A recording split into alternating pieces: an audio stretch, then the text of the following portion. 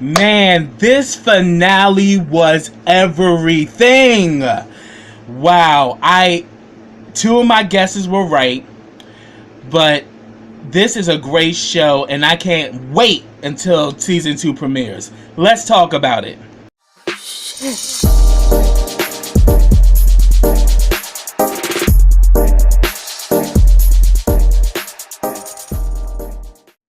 Hey, what's up everybody? Welcome back to KRS TV. This is your boy Kenny, and this is the Masked Singer Season 1 finale. Man, this was everything. I mean, for one, there was a 2-hour premiere because the first hour they talked about the road to success, where they talked about a lot that was going on behind the scenes of the show, how the characters were created, and how they literally had tighter security than the President of the United States to keep everybody's identity concealed, not only from each other, but from the public. And it was everything, and I was very intrigued. And they also talked about all the previous contestants that were on the show. The first one that was let go was the first one that was unmasked was the hippo, who happened to be Antonio Brown from the Pittsburgh Steelers. Then the second one was Tommy Chung from the infamous Cheech and Chong, legendary comedian and Grammy Award winner. Then the next reveal after that was the deer, who was Terry Bradshaw, and that one threw me for a loop. It wasn't until the last episode before he got eliminated, was the same episode he got eliminated, is when I began to put it together that it could be Terry Bradshaw. But for a minute, the deer had me stumped. Then you had the poodle, and the poodle was Margaret Cho, and I immediately guessed that straight, immediately, because I know she was from Chicago, and I know she's a stand-up comedian, and she actually fights for, the rights of the LGBTQ community. A community that she's a part of. So soon as I knew immediately that was Margaret Cho. So when she revealed herself, I screamed. I was like, I knew it. The next reveal was another one who I knew and said immediately, I know who this is. It was the unicorn, and it was Drew Barrymore. Phenomenal. I would have never guessed. I mean, I knew it was Drew, but I just never guessed that she had this other talent. And she actually got an interesting voice. Like, she probably could do some pop. Let's see. After her, it was the Raven, and my boy Oscar was the first one that who told me off the bat that it was Ricky Lake. Ricky Lake was in my mind, but I was also thinking it possibly could be Jenny Jones, because both of them had talk shows in New York. And it was Ricky Lake, and she was the Raven. I knew that Ricky Lake was a singer. I mean, Ricky Lake has been in musicals and movies, and Ricky Lake is just phenomenal. So then after Ricky Lake, it was the reveal of the alien, and I knew this by the second or third, but I think by the third or fourth episode, I knew immediately it was LaToya Jackson, because I know she's born in 1956. She's the same age as my mom. I also know, when they gave her the badge, of Indiana, Gary, Indiana, that was a dead giveaway. And then the snakes. She posed with a snake on her Playboy centerfold, and also she had 2 pet snakes, Adam and Eve. I remember that. And also the fact that she had 2 books that was on the New York Times bestseller. And I'm like, and I knew this about her, so I was like, I knew exactly it was LaToya. So that was cool. And then we had the double elimination, and the one that really got me was the Lion, because I was saying it was Mel C, it was Mel B, I even said Michelle Williams, because she was throwing so many subliminals to the Spice Girls and to Destiny's Child. I just kept swimming in that water, and I didn't even catch some of the key hints that it was Rumor Willis, the daughter of Bruce Willis and Demi Moore, and she also was on Empire. And she was phenomenal on Empire. I loved her. She was a great actress, and she's a phenomenal singer. So I'm like, now I think Rumor's career is about to go to that next level, because the girl can blow. And I think she definitely gets those music chops from her father, because Bruce Willis is a singer as well. He even had a hit back in the 80s when he redid the Staples Singers song, Express Yourself. Well, respect yourself. I'm sorry.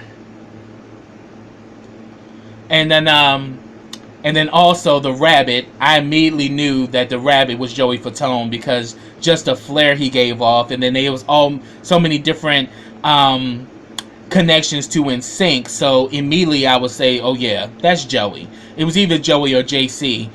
But then, because even and the great thing about this show that I love, it's a show that really brings families together, and they watch the show and they discuss the characters, they discuss the panel. It's a show that brings people together, and I think that's what I love most about The Masked Singer. Because I was watching this show with my mother and my father, and we were just having us a fucking ball up in here. You hear me? We were enjoying every episode. It got to the point where I would tape it, so I can, do my reviews later. But then I would watch it immediately when the show came on, and we would just be sitting back, having this a good old time. And then having my friends calling me like, oh, did you see the episode? Oh, what do you think about this? Like, it's a show that brings people together. And that in the crazy times that we're living in, we need things that bring us together and to really continue to unite us as friends and family. And this show is definitely great. And I'm so glad it's coming back for a second season. And it was just phenomenal. So, the finale... The 3 contestants that were left standing were the Bee, the Peacock, and the Monster. 3 phenomenal talents.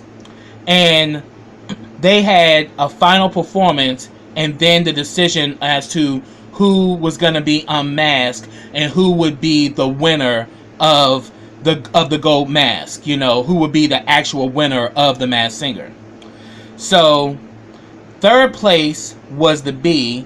The song that the Bee did was I Can't Make You Love Me by Bonnie Raitt. Again, phenomenal. And also in my mind, I'm saying Gladys Knight, because I know that voice. If you're a person who studied soul and studied R&B, that's a voice that has a certain timbre and a certain color that a lot of other voices don't have. Like, when you hear Gladys sing, it's Gladys. And she has been performing ever since she was about 8 years old. So, and it was revealed that it was Gladys Knight. I was right from day one, it was Gladys. If you know voices, and I'm a singer as well, so when you know voices, you know a certain voice when you hear it. And as soon as when I heard her do Sia's Chandelier, I knew it was her because she has this very big voice and is so controlled. And it's a unique way how she sings. And there's nobody like Gladys Knight. So it was great that Gladys Knight was 3rd place. And everybody was gagged. And everybody was happy. And people were paying homage to her. It was beautiful. 2nd place was the Peacock. Now, I did not know who the Peacock was until the finale. Because I've been naming so many different people. And I may have mentioned this person maybe once, kind of flukily, but they weren't my top person. It wasn't until tonight when some of the clues for tonight's episode is when I was beginning to think it could possibly be none other than Donny Osmond, because the Egyptian references. He played Joseph in the Technicolor Dreamcoat, and that was what the rainbow flag was representing. We were thinking LGBTQ.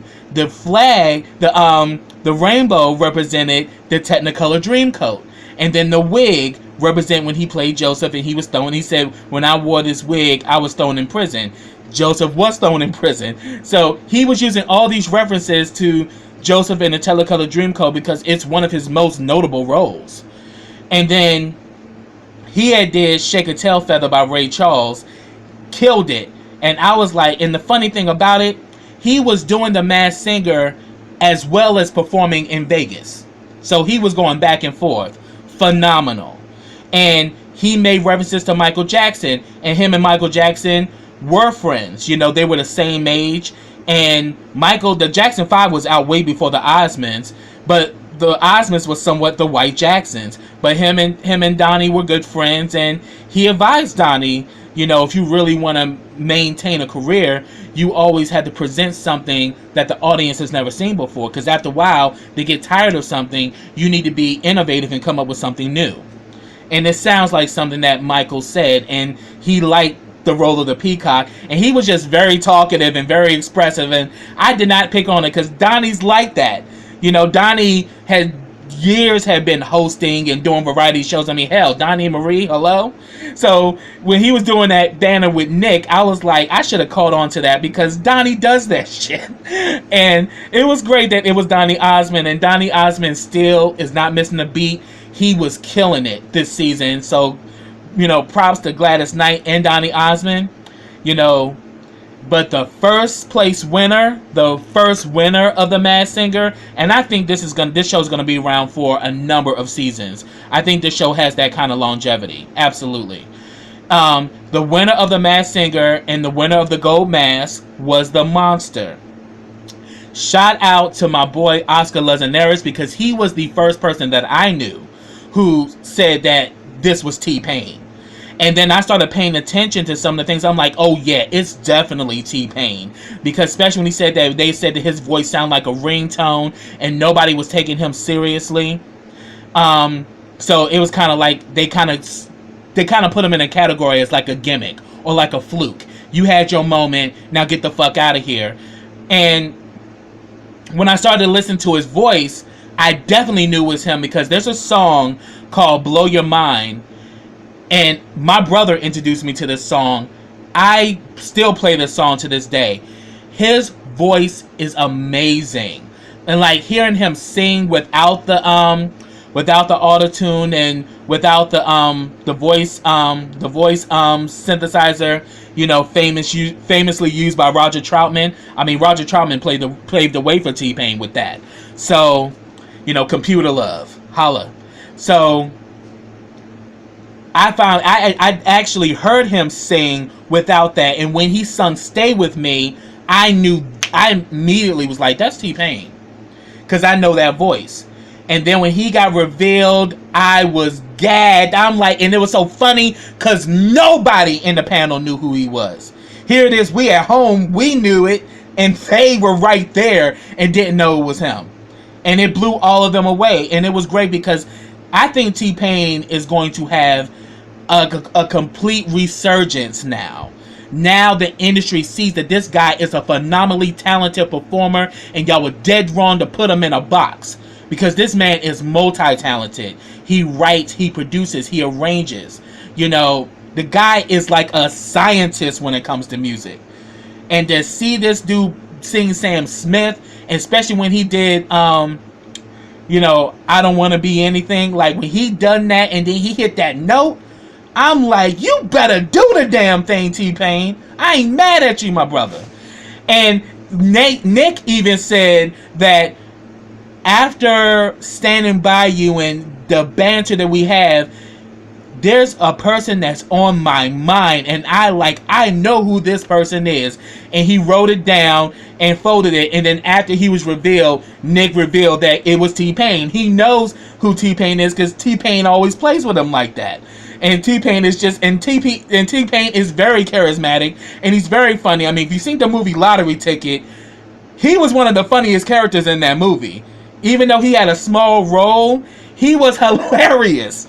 I mean, T-Pain is so multi-talented. And I'm glad that he won and he proved the industry wrong. Like, and I think this is a great thing about this show is that this is creating a platform for people who don't look like a supermodel or who are not, you know, image perfect. They can get a chance to showcase their talent, and they can make it off of their talent alone and don't have to play that bullshit game that you have to look a certain way, you have to be a certain size. It's about the talent at the end of the day. It's about the talent because I've been through that. I actually at one point wanted to be an opera singer. And I was told by professionals and you know, even people who I admired that you're too big to sing opera. You know, they would much rather create a costume for somebody smaller versus for someone your size. And it rocked my core, but then I had another friend who told me, don't listen to that bullshit. They don't know what the fuck they talking about. They can't even do what you do. It's about your talent. Let your talent lead and everything else will lead behind it. And I never forgot that. Her name was Christian. I will never forget her. You know, a really good friend I had when I started doing work with opera companies when I was living in North Carolina.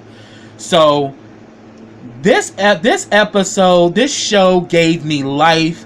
I'm so looking forward to it coming back on season 2. Yes, and if you ain't on to The Masked Singer, you need to get on to it, because this show, season 1 was impeccable. They killed it. It's a ratings winner, and I'm so here for season 2, and I can't wait till what they have in store.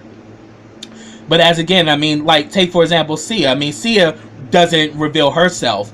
I mean, we have literally become an industry where it's not even about music anymore. It's about an image. I'm like, yeah, it's good. It's nice to look good, and I have nothing against people who do look good. Hey, if you look good, you look good. Flaunt it. But that should not be the only thing that will determine someone's success. It should not be a body contest. It should be about the person's talent and their uniqueness.